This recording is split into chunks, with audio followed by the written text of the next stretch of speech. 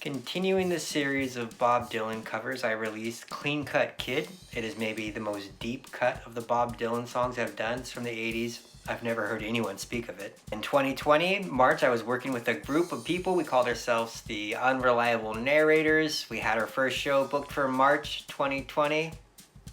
I was glad we got enough recorded to actually put out the record eventually, Jemmy Joe and the Unreliable Narrators. Love working with those guys. I'm actually working with them again right now. While setting up mics just to get the drum sound down, Dave, the drummer, was playing a rhythm and I had recorded it. It wasn't for anything. Later on, I was just like, oh, that rhythm is so cool. And I took it and I built this song around it. Dean, the bassist, is always just in the pocket perfect, does everything great. Great little bass solo in there. Who thought the world needed that, but they did. And then Brian, my friend, just delivered exactly what I wanted from the guitar, which is 1950s skilled teenagers raw rock and roll. He's an excellent guitarist, very skilled, and it shows in the playing, but I was really pushing him. It's like raw, make it wild. And then I got my buddy Devin Morph to sing on the vocals with me. The song turned into a real rocker, and Devin is normally the singer, vocalist, not a singer, the vocalist of thrash metal bands, heavy metal, hardcore. It wasn't a stretch, but it wasn't something that he would normally do. Now I am